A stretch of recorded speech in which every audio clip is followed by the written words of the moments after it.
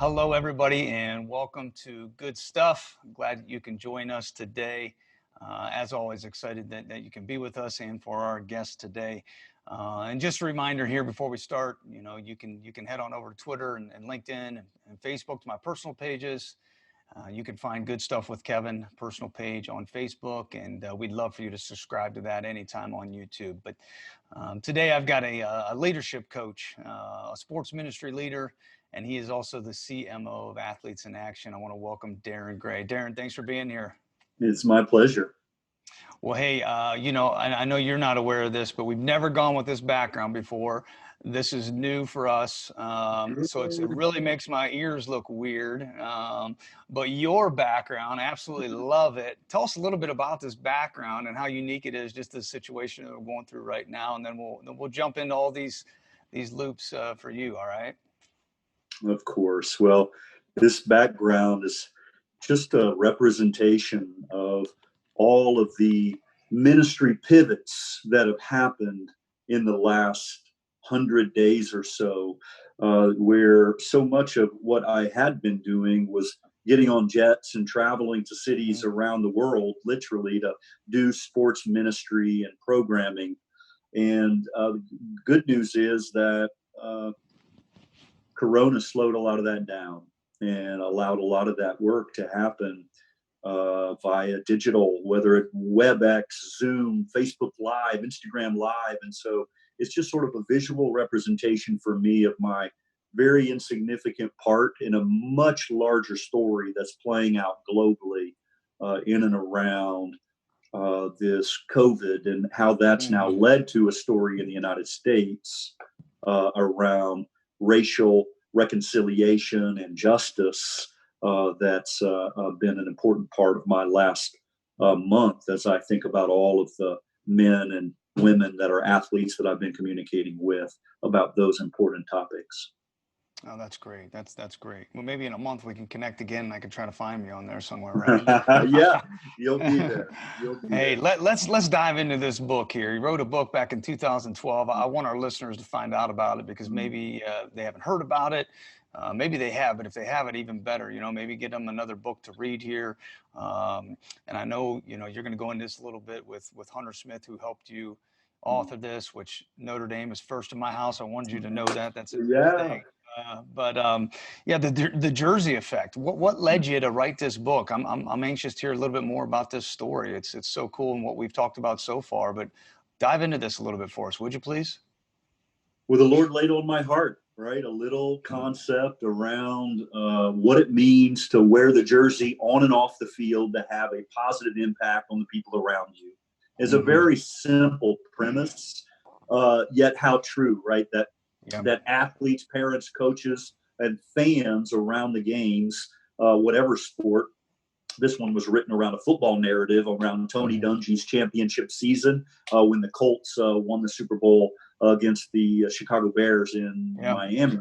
But we just took a simple concept, and then Tony Dungy invited me to connect with a then Washington Redskins player. Hunter finished up his career when he left Indianapolis. He ended up in Washington. And wouldn't you know that his story ended with a bad snap on a rainy day, and that snap went through his hands, okay? And that was the last professional game that he had played. For 11 years he played. He played at Notre Dame. He was a Texas football wide receiver, quarterback, punter, Mr. Everything. You play in Texas, you know how to play ball. So his whole life he had been the man. And he found out in an instant that this game ends for everyone. And I was fascinated by that story and about how we could tell that story in a way that would capture the hearts and the minds of readers and invite them into a deeper understanding of what it means to then use that jersey to have a positive effect on those around you. And if in the absence of a positive effect, then you're probably going to have a negative effect. So how do we make sure to lean toward the positive? So that's the quick story, but it was an awesome process to write it. It was harder than I thought it was going to be, and it was more worth it than I ever thought it was going to be. Yeah, that's great. So who would this book be for? I mean, did you start out with an audience in mind? Did it stay consistent with what you thought? Did it transform into other things? Who would be interested in reading this book?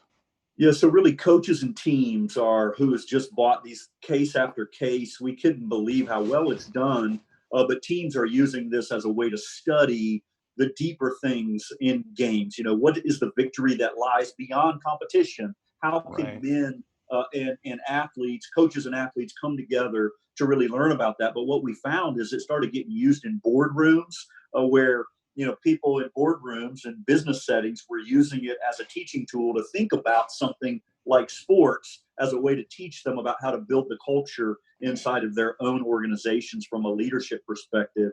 So I couldn't have predicted that. That wasn't the original intention, but God has a much bigger plan than we can hope for or imagine. Yeah, for sure. Amen to that. Mhm. Hey, what does the Jersey effect mean to you personally? I mean, Mhm. how do how do you see this? How has it impacted you, and how can it? And I know you touched on this a little bit, but how can leaders really utilize, this in their positions? Yeah, so I grew up in the media business. Just as you're interviewing me today, Mhm. I, for years, worked in the business of newspapering. And they used to toss something in people's front yards every day. And it was really the community centerpiece. And inside of that community centerpiece, there was a sports section. And I fell in love with how to use that sports section to influence people in positive ways. So I just started turning my life for my desire to do missional work. Okay, use the sports section as a way to do that, and began to learn how to do storytelling in and around sports. So I met Mhm. Tony Dungy in 2002.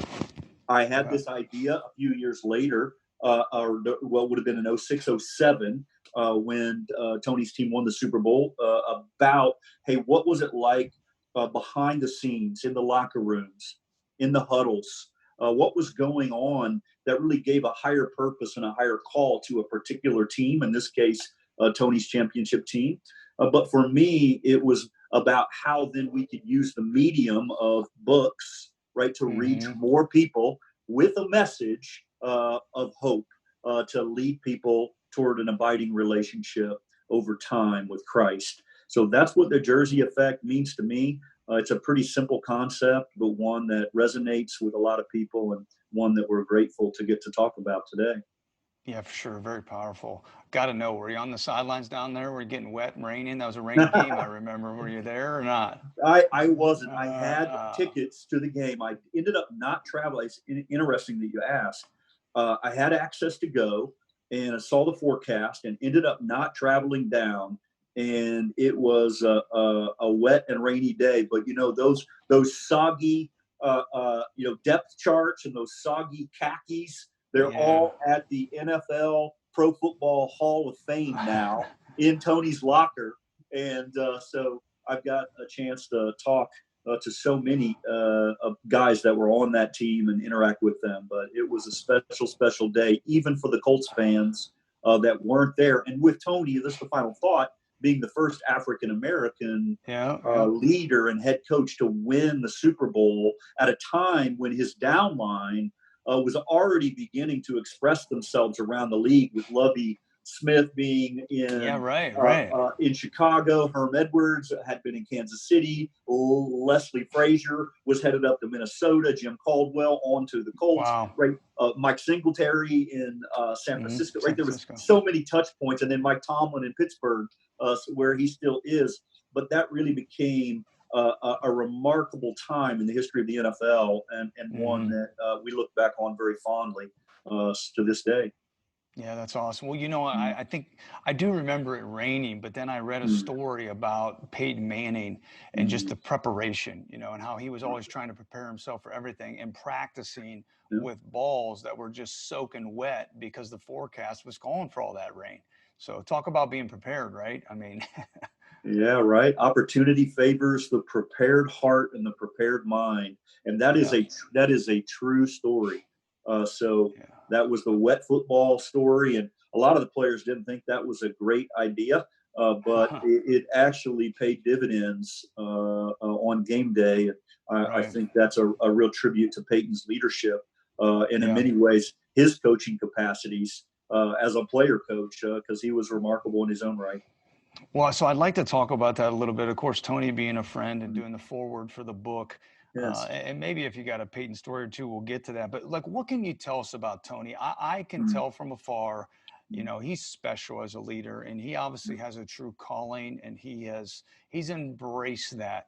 What makes him so unique from the outside looking in? You know, what is it that maybe I'm not seeing, or if I am seeing correctly, what is the uniqueness there that he's wired to do what he is able to do?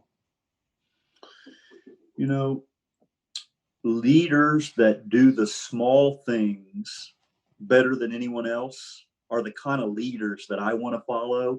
Champions Okay. are champions, not because they do extraordinary things, but because they do the ordinary things better than anyone else.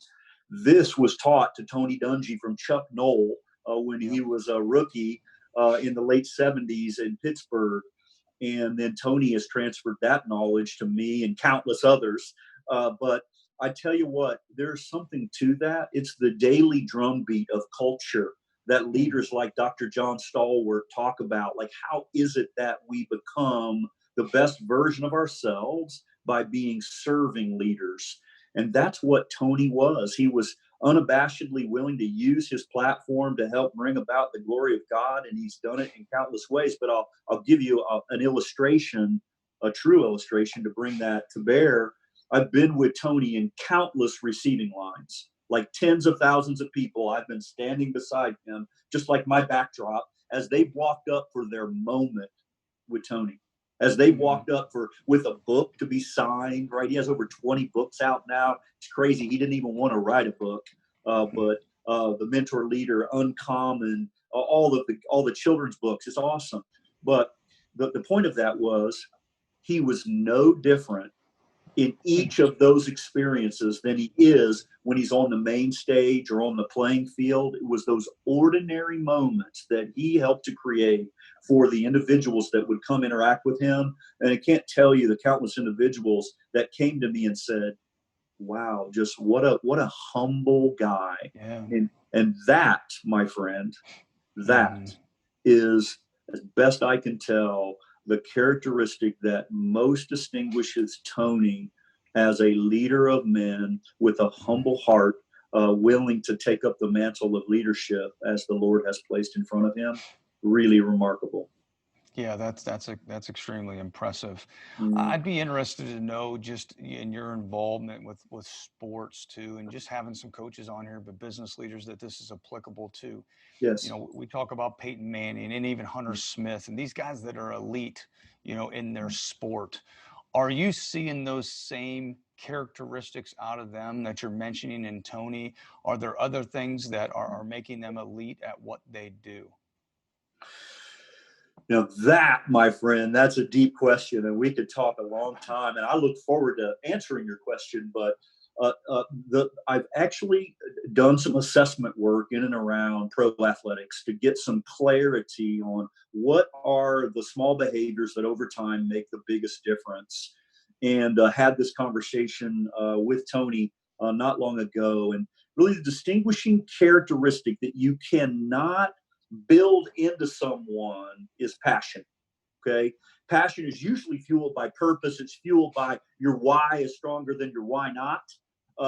So when you find an athlete that is great and physically gifted, and there are physically gifted athletes like LeBron James, right? We got Michael Jordan. There are just some guys that are just more gifted.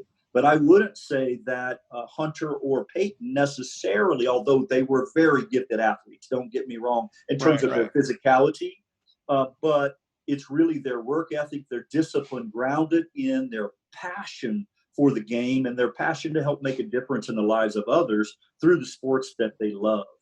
And that is the distinguishing characteristic that you cannot teach. You can guide an athlete toward that if they don't have it, but that internal fuel, that is the distinguishing characteristic that I measure for and try to make sure to identify whether it's present or whether it's not. And they can still be a great athlete if they don't have that drive, but the exceptional, the Peyton Mannings of the world, those guys all have a passion beyond belief. Yeah, he's definitely Yeah. special for sure. So, did you Yeah. have a favorite Payton story that you could share, or anything that might come to mind? Well, the thing that comes to mind for me is there's a little known wide receiver that graduated from Ohio State, and he was Oh, going to be a rookie. The story goes, and the true story goes, that Payton would drive over every week from Indianapolis to Columbus to work out with this guy before they were able to do team activities. Now, that may seem like, Darrin, that's a throwaway story. What's so important about that? Well, that for me is everything. When you've got a star quarterback taking the time to nurture the next generation wow. that went on to have a good career, but did not go on to, wasn't Marvin Harrison, Yeah, right. and yet Tony or Payton was willing to invest in him to break down the game, because what ultimately when the game begins to slow down for people so that their passion can come forth in the middle of the game. And I know you had that with your basketball background, right?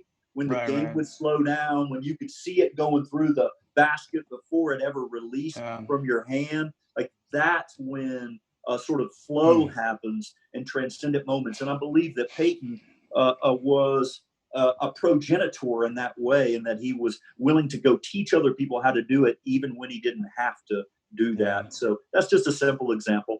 yeah. Am I allowed to guess that receiver or not?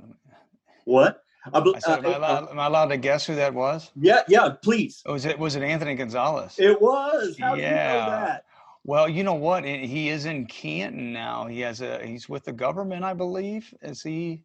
I've lost I track. don't. Yeah, I'm pretty sure, but I got a really good friend. He's on the same floor as him in Canton. But yeah, we'll have to double check that. But I think he's a part of the government somehow. So that's pretty cool. Yeah, Well, yeah. next time you got to get him on the show, and when you do, ask him about what that meant the summer that Oh, Payton I would can't drive over. imagine. All right. Wow, yeah, what an impression. Well, hey, thanks for that insight. I think I haven't personally read the book yet, but I'd love to read it sometime, and I love what you're sharing here. If we don't mind here, I'd like to transition over to All Pro Dad. Mm, I don't think I told you about this when we first talked, but I've been getting the newsletters. I've been a dad now for 13 years and have three boys, so it's mm, been very, very beneficial to thank me. you. Just let's talk a little bit about All Pro Dad for the people Mm. that don't know. And then the second part of that, when we can get to, is I'd love to know how people can be involved. Yeah, well, allprodad.com, but we say it this way: give me a minute a day, an hour a month, and a day a year. A minute a day to take the daily resources, right? Hmm. The daily email, Facebook, Twitter, there's something going on. There's a great article on there this week about Ben Watson talking about race Hmm. relations through the lens of a father, what a father should teach his child. It's an amazing four-part a process. Check it out. Very relevant. Then, so that's the minute a day. The hour a month, that's get involved in an All Pro Dads Day chapter. When I started with the enterprise years ago, we didn't have any chapters, and now there are Mm. 1,400 chapters all Wow. over America. Wow. There's over 100 in Indiana alone, which is my home state, but they're all over Florida and the South. They're in California, they're in the Bahamas, they're in Canada, they're in Germany. It's unbelievable because we're helping dads 1 hour a month in their Hmm. child's school to be able to operate a simple, no brainer, be a hero to your child, be their guide, and have a bit of a role inside your child's school as an All Pro Dad team captain. So easy to do. And I invite your listeners to check that out. But then, so that's a minute a day, hour a month, and then finally day a year. So all over America, we have what we designed to be the All Pro Dad Father and Kids experience. And I've done them in Canton, Ohio, with Tony Dungy, and we've done them at Raymond James Stadium. Over half the other NFL teams have hosted these amazing clinics. We run them at the Super Bowl. It's just been a really fun way to bring together about 1,500 dads and kids, take them down onto NFL turf, either a practice facility or NFL field, to have an encounter with their child, to Hmm. learn and grow. And what makes them so remarkable is that we teach the content in such a way that both a father and a child can learn that same day and then Hmm. hold each other accountable to be a better parent, to be a better child. It's really remarkable. So I no longer Hmm. work there full time, but I'm an All Pro Dad forever. In fact, y'all can find me at my handle on social media at All Pro Dad Leader.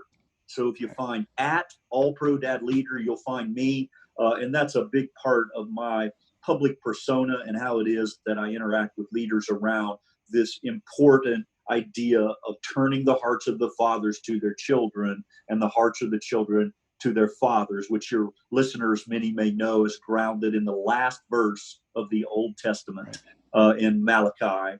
And so that's where it all begins. And that was a journey of 12 years that I did that full time. Now I continue to consult and be actively involved. And it's been a great blessing to many.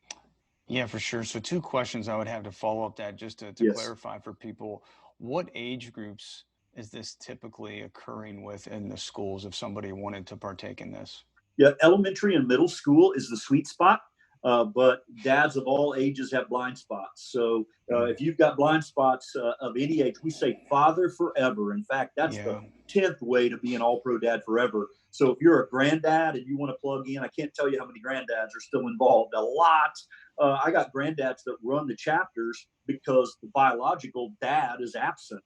We've got coaches that run chapters. It's really amazing. But the sweet spot is elementary and middle school age kids, the fathers thereof. That's when it works absolutely the best, and they can start a chapter in their own hometown. Okay, and it's unique in my hometown here, as you know, close to the Amish country here. No football here, right? So what about people that'd be like, well, do I need to like football? Do I not need to like football? Like you gave some examples. What would you tell people that are underneath that umbrella? Well, thanks for asking. This is for dads of daughters and dads of sons. It really doesn't matter. Mentees, in my case, and I'll answer this question. I've got 3 biological kids, and I also have a young man that we picked up in 4th grade. His name is Prince Michael Majestic Johnson. And he didn't have a good home to go home to every day. And we invited him into our family. Prince is now a senior at Indiana Wesleyan University. Oh, wow. So fathering our neighbors' kids, my answer to you is you could do this at a boys' club. You could do this at a school. Schools just happen to be an ecosystem that are hungry to have fathers involved. And when you meet a felt need of an organization, in other words, you're bringing more men in that can then participate on the PTA or the PTO, that can get involved in the fish fries, that can do things to help strengthen the fabric of the school. Hey, it's a win-win in terms of make the dad better, make the kid better, and make the school better. So long answer, simple question. Yes, this is not just for fathers that care about football, but we do use some football themes. I'd say about 20% of our content has football thematic around it. But the rest is really just everyday dads getting better, being the best version of themselves. That's great. Well, hey, you mentioned Indiana Wesleyan. Greg Tonigal is going to be on here at some point in the future. Oh, good. And then the second thing is, Darrin, I need you to hold me accountable here. I want to be an example from this show and just in general about introducing All Pro Dad to this community. It's not something that's going on. So I'd love to talk to you about that further sometime and lead me in the right direction. I think it'd be impactful for our community. Well, I'd love to do that and we have common friends in Sugar Creek that we can make that happen with. Be delighted to do that. Come over and speak at a summer celebration or make something great happen. Yeah, we'll definitely do that. Hey, let's just talk briefly here about your role as CMO of Athletes in Action. You talked to me about the essence of victory beyond competition. I know that's one of the 5 core principles of the Athletes in Action. Can you just tell me a little bit more about that, please? I know in the time we spoke about it on the phone, it's pretty powerful and has given me some time to think about it and reflect since our original conversation. Well, organizations as large as Athletes in Action, with roughly 600 sports ministry leaders operating in domains of expertise across the globe, leading teams to travel with, working with players, coaches, alumni. It's a remarkable organization, and I had long known about it. I had participated in their programming as a sports ministry leader, but I got an opportunity 2 years ago to become the chief marketing officer, and it's been just a really breath of fresh air because I'm now living in the best version of myself, which is helping other people understand who God is. And so I experience victory beyond competition when I reflect the image of God to others. And it's not about a scoreboard. It's about how it is that we respond to that scoreboard, what we do when we win, what we do when we lose. That's the victory that lies beyond competition. It's eternal in nature and something that is a joy to be able to do each day as a leader inside that organization. Wow, that's great. Hey, before we wrap up here, Darrin, with a couple rapid fire questions, somewhat, I'd love Yes. to transition into maybe a couple things personally for you. You know, habits, Mm, routines, things to that nature. What are some daily habits and routines that you have mm, that have been very beneficial to you that maybe somebody else out there listening isn't doing and could do? mm. I think it's always interesting to talk to people, that achieve a lot of things that you do and find out the why behind that. I love that, right? Don't talk about the how and the what. We spend too much time on that. Really focus on the why, and the why's got to be stronger than the why not. So I'll give a couple of simple examples because you asked. I don't talk about these much because I don't want to sound like I'm like the ultimate Christian. I'm not. Right. But every morning I have a rule which says that I can't open my phone until I open the Bible app. So I Love it. literally, I won't like if there's a message or I literally don't look at it until which time I've clicked on my Bible app. I've got some ridiculously long streaks there, not because I want the streak, but because I I'm the want, same. right? I just want that word first. And then, and many times, I'd say at least 5 or 6 days a week, that leads to a much deeper time with the Mhm. Lord and in the Word, but not every day. Some days I've got to get into it quickly and from a work perspective. But that's one simple example. Another is I actually I have said for over 10 consecutive years, every day, the prayer of Jabez. Now, that book was phenomenally successful, and most of your listeners won't remember what it was, but where you pray that the Lord would enlarge your territory, that He would bring blessings into your life beyond measure, that He would remove evil from your path, and that He would walk with you. Those Mhm. are the four main tenets of the prayer of Jabez. And I say those in different orders, but every single day of my life, I stop and pray that prayer. And it grounds me and it gives me hope that there's something that's far bigger than anything that I might do, but that God's purposes would be made manifest in my steps, in my walk. So those are two simple habits Mhm. that I try to move with each day, and I think they've served me pretty well. Well, yeah, for sure. Thanks for sharing. And I guess what would be one other thing? I'm always anxious to hear, Mm, how do you keep growing? How do you keep learning? How do you keep becoming, a better version? We've talked about before with a lot of people. I'm sure you're the same way. You're all the best version of you will never arrive, but you're always going to keep trying, right? mm. So what are those things that you're doing to grow? So the most influential book that I've ever read, other than the Bible, is a book called "Celebration of Discipline" by Richard Foster. And so I was back in that book this week. I read it many, many years ago. It was written in the late 70s. But it talks about how the world doesn't need more intelligent people or gifted people. What the world needs is deeper people, Hmm. people that are willing to reflect upon their everyday circumstances. So it's not the experience that counts, it's the reflection upon those experiences. So, that has served me really, really well to spend time with just in this conversation today. Like, how can we reflect on the things that I seek to live out? And it allows me to be a better version of myself because I'm learning and growing every day. But reflection is that word that I would bring forth today, a value, a principle, a practice that ultimately I think helps to keep me in a growing state. Good, love it. Well, hey, we're Mm, going to go somewhat rapid fire to finish, but you take your time if you need to. okay. Section I like to call three pointers. So I know you got some football background, but I'm gonna let you hoist up some three pointers here to finish. All right. So Love it. first one, hey, if people could take something away from this talk and just Mm. grab a hold on to it, what would you want that one thing to be? Yeah. Walk humbly with the Lord. We talked about that relative to what made Tony Dungy so great, like the distinguishing characteristic. Walk humbly with the Lord. Be open to the ministry of availability. In other words, meet people where they are, so that you can help them to become the best version of themselves. And in so doing, inevitably, you'll become the best version of yourself.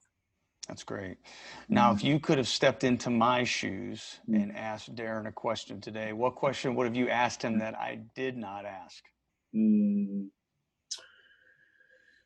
Man, you've done a phenomenal job of sort of getting to the depth and the texture that make me tick. So I don't know that I have any idea other than you know what, Dr. John Stallworth asked me Okay. a little bit Yeah. about my relationship with a mutual friend, because friendship is the fabric of how it is Yeah, that's good. that we know ourselves, that we know others. So maybe that would be, how do I know John, or why do I love him so? Right, right. Good point. Now, as you know, the last question here, we call this good stuff, just something I've always said and something I think we always need more of, however you define that, but it has a good feel or ring to it. What's something appropriate that you could leave us with here today that's good stuff, whether it be for the times we're in or just in general? Give us some good stuff here, Darrin. Well, we talk a lot in the world about the importance of mentoring, about the criticality of empowerment, how it is that we're going to empower the next generation. But we don't spend enough time thinking about what that actually means. Like, how do we actually do that? And so empowerment has two parts. One is responsibility. In other words, can I give someone the responsibility? Can I empower them to go do something? But that's only half of it. The second half is authority.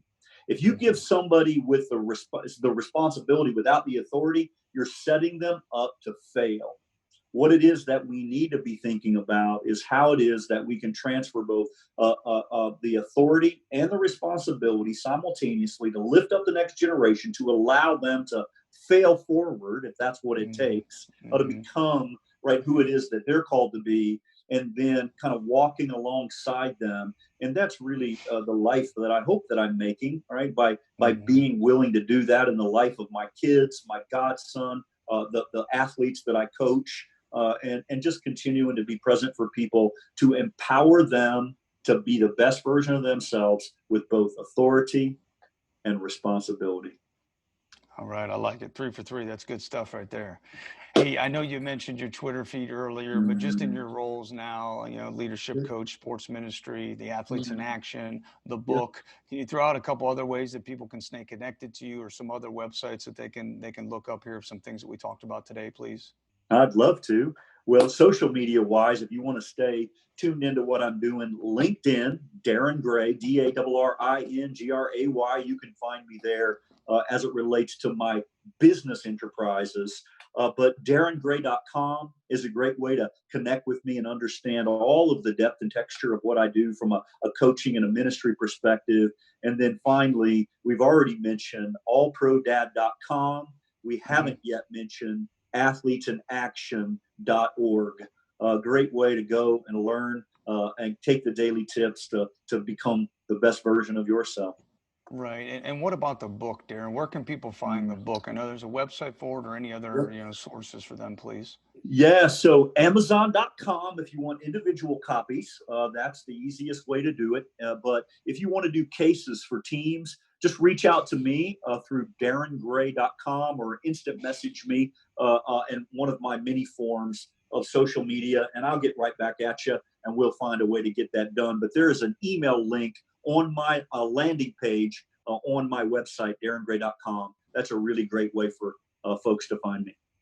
Okay. Well, hey, Darrin, I really appreciate you spending some time here with us today. This was very insightful, some great stories, and obviously just how you feel about certain things and everything that you're doing. I have a ton of respect for what that is, Mm. and I just look forward to staying in touch with you here and seeing where will go. But thanks so much for spending some time with us today, Darrin. It's my honor. Well, hey, there is a ton in here today that you'll get from Darrin, and I definitely look forward to hearing how he has impacted you and how you're going to make that applicable to everything that you're doing in your life, whether it's a role as a dad, a coach, a business leader, whatever that might be. Please keep us posted. But until next time, good stuff.